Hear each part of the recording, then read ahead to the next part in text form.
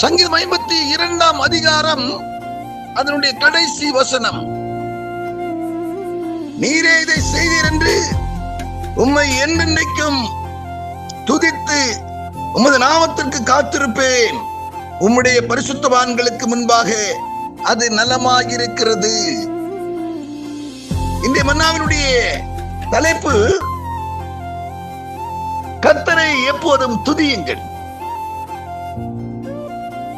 சங்கீதக்காரனாகிய தாவீது சொல்லுகிறான் 34ஆம் சங்கீதத்திலே 1ஆம் வசனம், கர்த்தரை எக்காலமும் ஸ்தோத்தரிப்பேன், அவர் துதி எப்போதும் என் வாயில் இருக்கும் என்று சொல்லுகிறான்.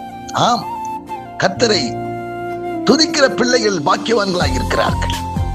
இந்த சனத்தை நான் எனக்கென்று தெரிந்து கொண்டேன், இவர்கள் என் துதியை சொல்லி வருவார்கள் என்கிற வார்த்தையின்படியாகவும் சங்கீதம் 69ஆம் அதிகாரத்திலே 30-31 வார்த்தைகள் சொல்லுகிறது. கர்த்தரை பாட்டினால் துதித்து ஸ்தோத்திரத்தினாலே அவரை மகிமைப்படுத்துங்கள் என்று சொல்லியிருக்கிற வார்த்தையின் மூலமாக பாட்டினால் அவரை துதித்து ஸ்தோத்திரத்தினாலே அவரை மகிமைப்படுத்துகிறவர்களாய் நாம் காணப்படுவோம். எப்போதும் தேவனை துதிக்கிற பிள்ளைகள் அவர்களிடத்திலிருந்து பலனை நிச்சயம் பெறுவார்கள்.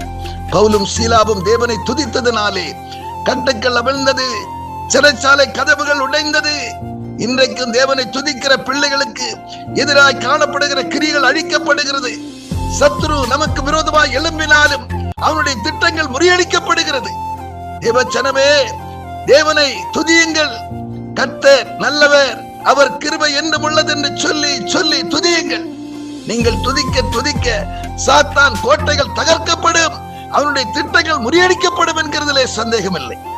நாம் ஜெபம் பண்ணுவோம். பரலோக பிதாவே, விண்ணுக்கும் மண்ணுக்கும் உரியவரே, எங்கள் காவலரே, அப்பா நாங்கள் உம்மை துதிக்கிறோம். ஆண்டவரே, ஆண்டவரே ஸ்தோத்திரம் அப்பா. உம்மை ஆண்டவரே துதிக்கிற பிள்ளைகள், உமக்கு அன்றாடம் ஸ்தோத்திரம் பண்ணுகிற பிள்ளைகள் இவர்கள் என்றும் வாழ்ந்திருப்பார்கள் என்கிற வார்த்தையின்படியாக நாங்களும் வாழ்ந்திருக்கட்டும். நாங்களும் உம்மில் நிலைத்திருந்து ஆண்டவர் உம்மால் ஆசீர்வதிக்கப்பட்டவர்களாய் என்றும் காணப்பட ஒப்புக் கொடுக்கிறோம். பொறுப்படுத்திக் கொண்டு வழி நடத்தும். இயேசு கிறிஸ்து நாமத்தில் ஜெபிக்கிறோம் பிதாவே, ஆமென்.